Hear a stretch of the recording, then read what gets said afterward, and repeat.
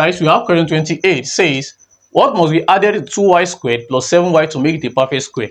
So let the number be m. So what must be added? That means 2y squared plus 7y plus m. So, but for you to make a perfect square in quadratic, the discriminant, there's something we call discriminant. Discriminant is equals to b squared minus 4ac must be equals to what? 0. Okay, the d must be equals to 0. So this is a discriminant. It must be equals to 0 for it to be a perfect what? Square. So from what we have here now, we can get the value of a, b, and c. So of course, our a is equals to what? 2. B is equals to what? 7. And c is equals to what? M. So if you replace these values into this equation here, we'll have b, which is what? 7. 7 squared minus 4 bracket a, which is what? 2 bracket what? M, which is what? C, equals to what? 0. So 7 squared gives what? 49 minus 8m is equals to what? 0. Then collect like times. Minus 8m is equals to what? 0 minus what? 49. That's minus 8m is equals to what? Minus 49. Minus, we cancel out minus, right? So we are left with 8m is equals to what? 49. Okay, so divide both sides by 8. So the number that must be added is equals to 49 over what? 8. So our answer is option D. So let's move to the next question. Question 29 says, solve the simultaneous equation. Now we have x plus 2y is equals to minus 4. 2x plus 3y is equals to minus 5. So the quickest way for you to solve this problem is to use elimination method. So how do we eliminate? I've explained this countless number of times. For us to get the value of x or y first. So let's get the value of y first. Let's get the value of x first rather. Then you take, this is equation 1 and this is equation 2. Just take the coefficient of y in both equations and exchange their coefficient. That is, the coefficient of y in equation 2 is what? 3. Put it here. Coefficient of y in equation 1 is what? 2. You replace it here. So this 3 will multiply with everything here, and this is multiplied with everything here. So 3 times s will give 3x plus 6y is equals to what? Minus 12. I can call that equation 3. Similarly, 2 times 2s gives what? 4x plus what? 6y is equals to what? Minus 10. I will also call that equation 4. So you can see that the 2 in equation 3 and 4, 6y and these two, they are the same. And they are connected with the same sign. So when they have the same sign, you subtract. That is 3x minus 4x. So 3x minus 4x will give what? Minus x is equals to, because this is now 0. Minus 12 minus minus 10. That means minus times minus is plus. That will be minus 12 plus 10. That will give you what? Minus what? 2. Okay? So minus, you cancel out minus. So x is equals to what? 2.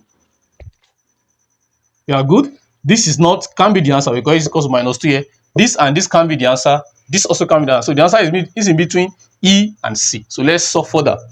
So we've gotten x to be 2. The next thing for us to do is to replace x equals to 2 in equation 1. So equation 1 is what? Because that is simplest equation. Plus 2y equals to minus 4. So anywhere we see x now, we put 2. So this is going to be 2 plus 2y is equals to what? Minus 4, right? So that will be 2y is equals to minus 4 minus what? 2.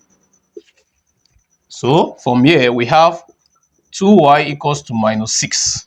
So divide both sides by 2. Y will be equals to minus 3. So the value of x is what?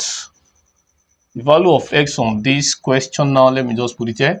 X is 2 and y is minus 3. So let's look at the option again, because we have made select option from C and E. So option C says 2 and minus 3. So the right option is option C. Okay, so let's go to the last 30 on the board. Says factorize 12a squared minus 3 bracket a minus 3b close bracket raised to power 2. So we have 12a squared minus 3 bracket a minus 3b all raised to power 2. Good. How do we solve this problem? Now, a lot of students might be thinking that, okay, let's open this bracket for, but I see that as a waste of time. Okay, what you should do here is that you critically understand the question before you approach any method to use. I can factorize it, right? If I bring 3 out, 3 is common, 3 can go in 12. I'll have 4a squared in bracket minus this a minus 3b. Then this is having a square, then close the bigger bracket. You know, this and this, they are the same. Now, another important thing you should note is that we're having squares appearing here. 2 squares appearing here. That is actually similar to difference of 2 square. But how can we make it to be difference of 2 square? We can also express this by saying 3 bracket 2 raised to power 2 a squared minus a minus 3b squared, close the bigger bracket. And this can also be like in this form, 2a in bracket square, because square is common to them, minus a minus 3b squared. So this is now looking like difference of 2 square, because difference of 2 square, we recall that a squared minus b squared, this is difference of 2 square, is same thing as saying a plus b, that is you add them in one bracket, then you also subtract in another bracket. Okay, so we are going to apply the same method here on this. So from here we are going to have, I think I will need to segment this out. So this is same thing as saying what, 3 brackets. Now we are going to add this together. That will give us 2a plus bracket a minus what, 3b. Please, you understand that? You can see I'm applying difference of 2 square now. So I've add these two together like that. Then another bracket, I will also subtract them.